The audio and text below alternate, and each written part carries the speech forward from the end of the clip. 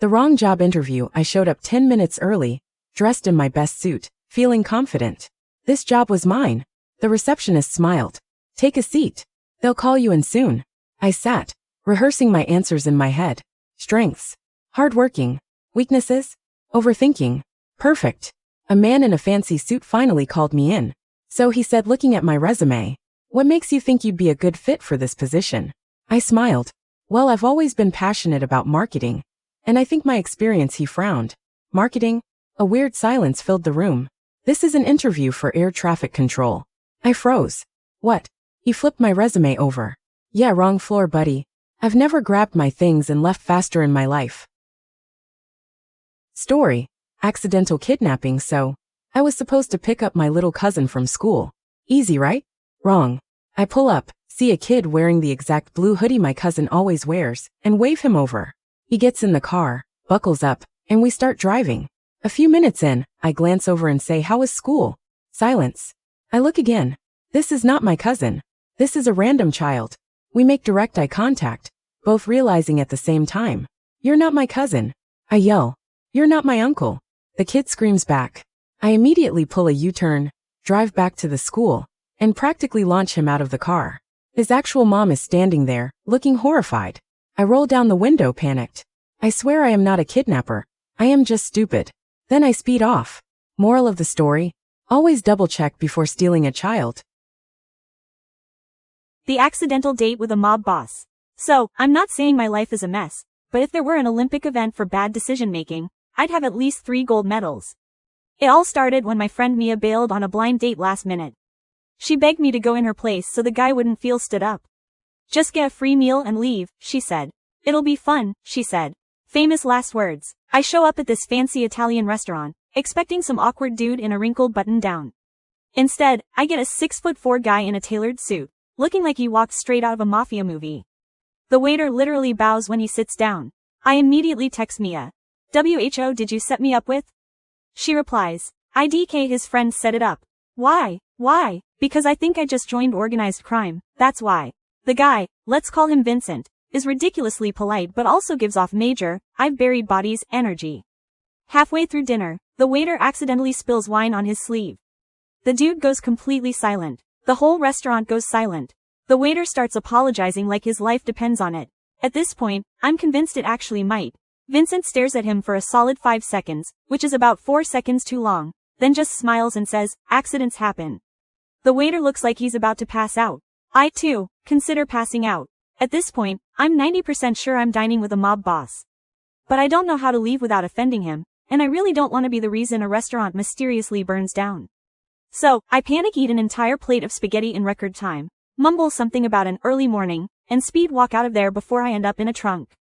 The next day, Mia calls me, screaming with laughter. Turns out, Vincent isn't actually a mob boss. He's just a ridiculously rich businessman with resting mafia face and an intimidating presence. I still refuse to go back to that restaurant though. Just in case. The accidental millionaire. I check my bank account like I did every morning. $43.27 as usual. But today, my balance wasn't $43.27. It was $4,300,000. My heart pounded. A mistake? A glitch? Before I could process it, a new email popped up. The transfer is complete. Don't spend it yet. We're watching. My hands shook. I didn't transfer anything. I didn't even know who we was. Then my phone buzzed. A private number. Calling. I hesitated before answering. Hello? A deep voice replied. You have 24 hours to follow our instructions. Or the money disappears, along with you. The Mysterious Million. Part 2. My breath hitched. Along with me? Who is this? I asked, gripping my phone so tightly my knuckles turned white. You don't need to know that, the voice responded coolly. Just listen carefully. You have $4.3 million in your account.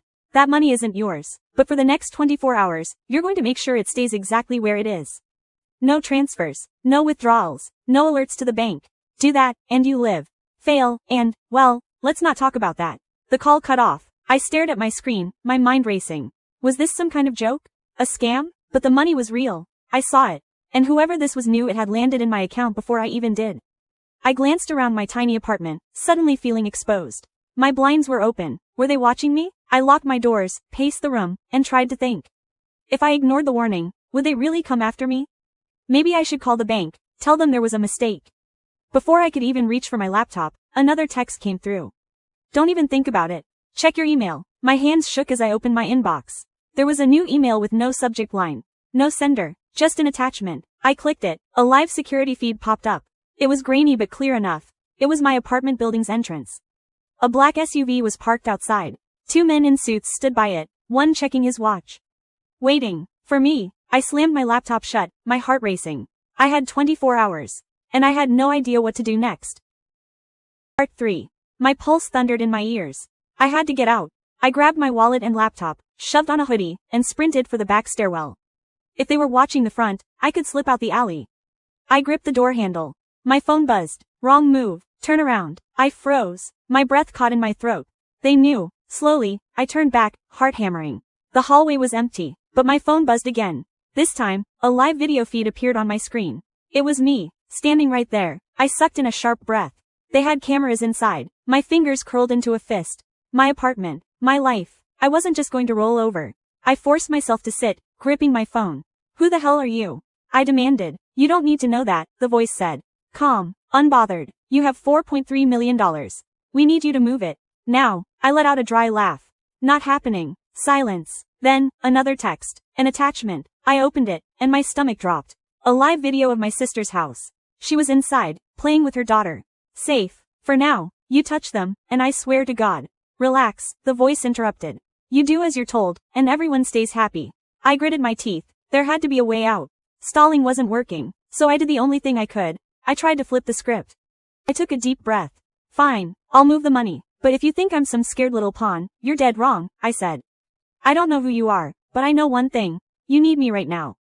And that means I have leverage. A pause, then a low chuckle. Oh, you think so? The video feed shifted. It was now inside my sister's house. Someone, a man in a black jacket, walked past the window. My blood turned ice cold. You have 1 minute to make the transfer, the voice said. Or we stop being patient. My hands shook. I lost. With a curse, I opened my banking app. Entered the details. Hesitated. If I sent the money, they'd disappear, and I'd have nothing. No way to track them. No justice. But if I didn't, I swallowed hard and pressed confirm. My balance dropped back to $43.27. A final message popped up. Good job. Forget this ever happened. Or next time, the money won't be the only thing that disappears. I ran to the window just in time to see the black SUV outside pull away. I collapsed onto the floor, heart pounding.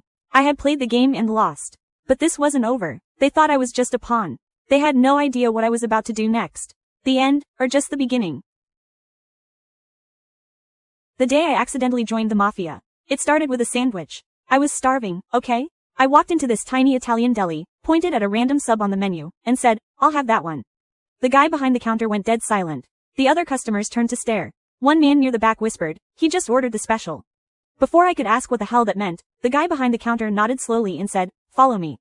Now, a normal person would have run. But I was hungry, so I followed him. He led me through a back door, down a dimly lit hallway, and into a smoky room where 5 very large, very serious men in suits were sitting around a table. The biggest one looked me up and down and said, so, you're the guy?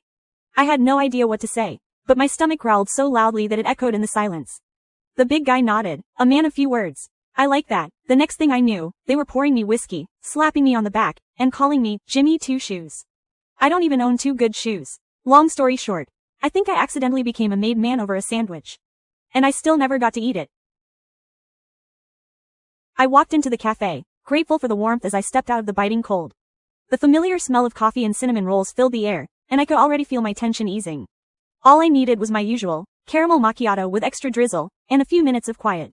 Tom, the barista, was standing behind the counter as usual, but something about him looked off.